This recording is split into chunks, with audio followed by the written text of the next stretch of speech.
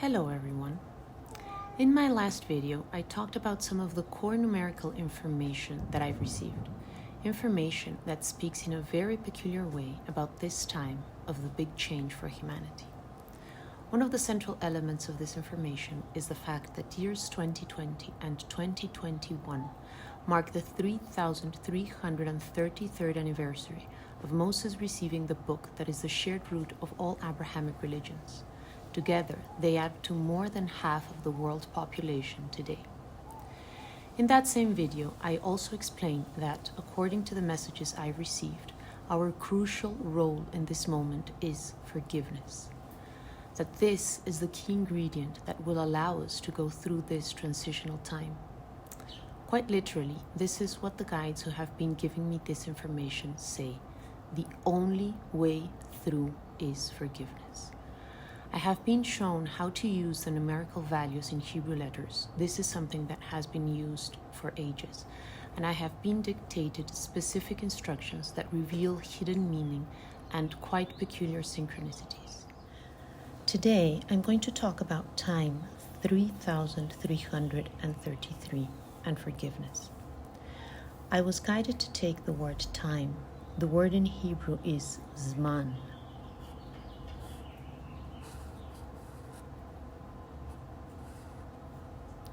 Adding the values of each letter in this word, it renders 97. Time 3,333 adds to 3,430.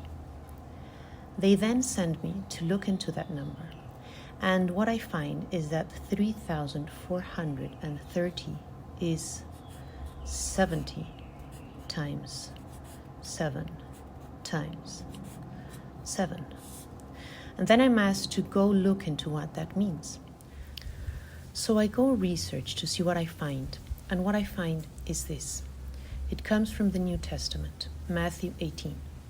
Jesus is with his disciples, and it reads, "Then came Peter to him and said, Lord, how oft shall my brother sin against me, and I forgive him? Till 7 times? Jesus saith unto him, I say not unto thee until 7 times, but until 70 times 7. 70 times 7 has been interpreted as a symbol for eternal forgiveness. This time is 70 times 7 times 7. It's not me who says this, you can all do the numbers. It's just there. Now, going into what I was taught about forgiveness and unity back in that blessed temple in the rainforest. They taught me a prayer back there. I will publish more about this prayer soon. Anyway, I was taught how to do this prayer inside the crystal mandala I talked about in my previous videos. When I was inside it, they would ask me to focus on feeling love and imagining that this love was being radiated from there to every corner of the planet. They then began to bring into my attention extremes of suffering, all kinds of it. The mothers of people who have been disappeared was a recurring theme. Children who have suffered abuse, and a long list of etceteras. But very soon after, they would bring to my attention the perpetrators of these horrors, and then moving into their awakening, as if I was seeing them the moment they realized what they did, and the pain, and the guilt, and the awareness of the irreparable damage that they have caused.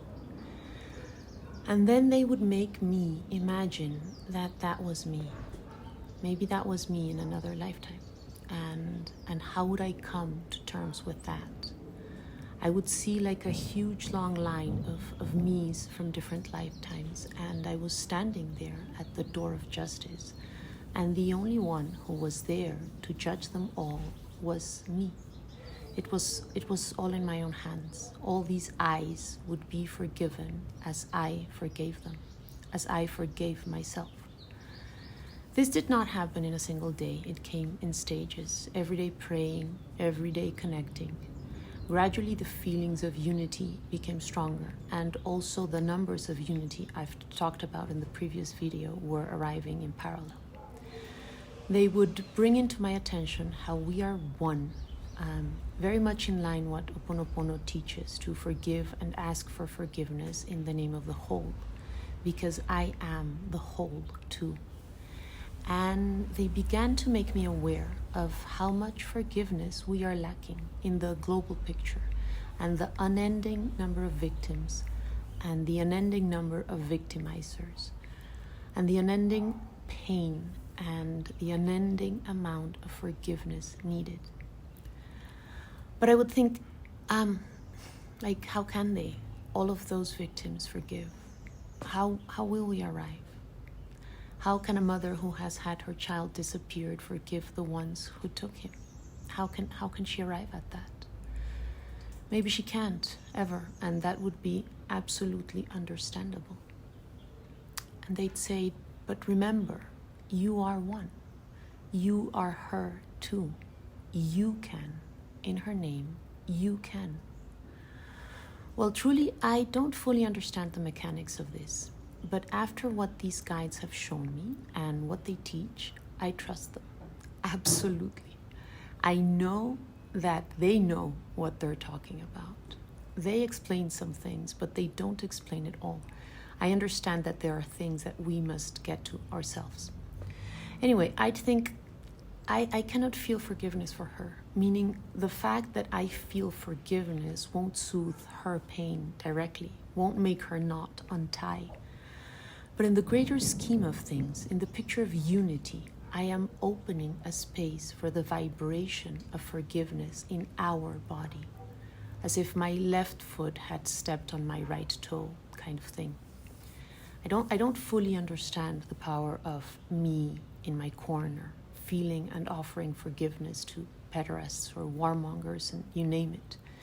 In my mind, I'd think, well, it's easy for me because I have not suffered any of this directly. And they would say, precisely because you can, then do it. Other parts of you haven't healed yet, haven't arrived there yet. They received the blow too close. The wound is not closed, but you, in the individual conscience that you embody, did not receive the blow directly. So you can do it in the name of your brothers and sisters that are all you, because you are all one. Then do it. So that's what I did. I would pray and bring into my attention all that which is need of human forgiveness. And I'd place my heart as a vessel for that forgiveness to arrive, to happen. The key is love. That comes first. I'll be putting up guided meditations and exercises for those of you who are interested. I'd also wonder a lot about allowing, about how do we put a stop then? As far as I understand, the key is in recognizing that putting limits and not allowing horrendous things to happen does not need to come with rage. It can come with forgiveness. Like when your toddler does something wrong and you teach your toddler not to do that. You don't get angry at him or her. You just put a limit on the harmful behavior, and it really does not need to come with rage. These things are things that I wonder. As I said, I'm far from understanding fully. But I do trust these messengers. The exactness of the numbers made me absolutely accept that these messengers really do know what they are talking about and really do come from quite up there. So I trust them and I do my job. And as part of my job, I extend this invitation they are sending us. It's a simple invitation to feel love and forgiveness if you can, in the name of the whole. And if you resonate with this information and would like to use the praying tools that they have given to me to do that, send me a message. We will be holding a first group prayer soon. Thank you for joining me.